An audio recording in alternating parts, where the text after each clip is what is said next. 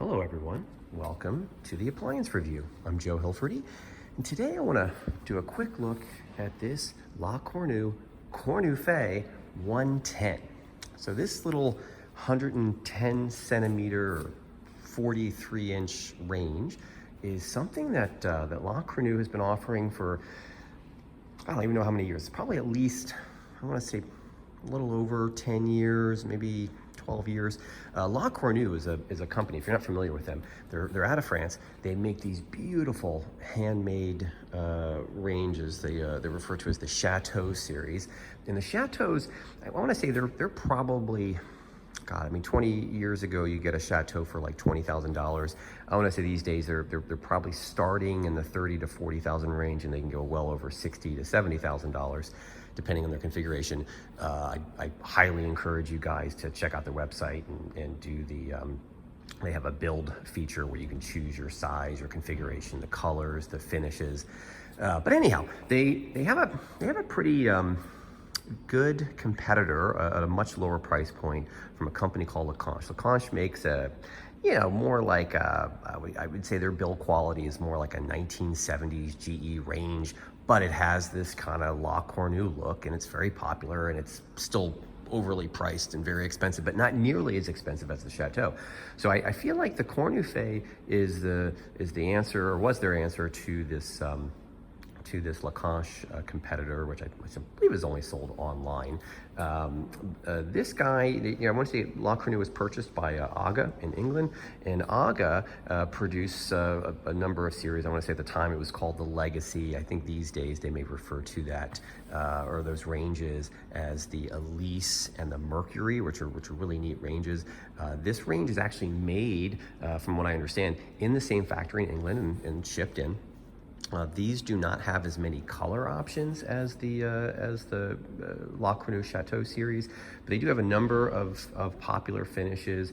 They also have some special colors that will pop up right now. There's a designer by the name of Suzanne Kessler who has some special colors. This is actually a Suzanne Kessler finish here. This is I believe tapestry is the color. It's actually kind of like a light green or a pale green. It's hard to tell in these fluorescent lights. But the main reason I wanted to point this out real fast is that first generation of Cornue Fe's, they used a new brass finish on the options where you did opt for brass. They offer these in a brushed stainless and a polished stainless with brushed stainless accent option. I think at one point they offer copper, but the copper may no longer be available, but the brass that you're seeing here has clearly oxidized really nicely. I mean, this has been on display at our showroom for the last maybe year or two now. It's probably been a couple of years. Time flies when you're having fun. But just look at how the brass has gotten a beautiful patina. They do, by the way, they do offer this in a smaller size. They offer it in a 90 centimeter, which is roughly 36 inches. Now that 36 inches is going to have one large oven, just like a lot of American Pro style ranges. The top configuration is actually identical on both of these. You get 5 burners. Just on the 43 inch version, they've stretched out those burner grates and the burner placement quite a bit. That 90 centimeter version, I think, has a dual convection fan in the oven, which is kind of neat. Now on the 110, instead of the drop-down door with a single knob and way less character, the 110 actually has these 2 little doors, which again, I think give it a lot more character. Obviously, you've got these little 20-inch convection ovens, which are honestly, for I'm gonna say like 99% of most people's cooking, this is fine. I mean, you could put a 20-pound turkey in this oven. I don't think it'll hold half sheets, but they do give you, obviously quarter sheets are gonna fit in here. They do give you a lot of nice stuff, custom baking sheets, and roasting pans with this, with the oven or with the range. Just a really nice design. These are not self-cleaning, So you are going to want to be careful about making messes in here and staying on top of it. I'm going to compare this to like enameled cookware. So enameled cookware is typically a lot less porous than something like porcelain, and it's relatively easy to keep clean as long as you stay on top of it. So once this oven cools down, ideally, any mess that you might make, you want to pull out those pans on the bottom and give them a good scrubbing. I love that they give you these removable inserts, and I'm sure these are replaceable for a small fortune. You've got a nice large storage drawer below that. Again, lots of character with the little bands and the little knobs. Yeah, very analog, right? Where's the clock? Where's the timer? Where's the Wi-Fi connectivity? Where's all the fancy electronics, which are gonna break and give you tons of maintenance? Oh, well, it's not here. It's just little lights and little switches and very basic stuff. I mean, this is like what we used to make here in the U.S. back in the 60s and 70s and 80s. Just a really well-made things that didn't have a lot to go wrong and a lot to break.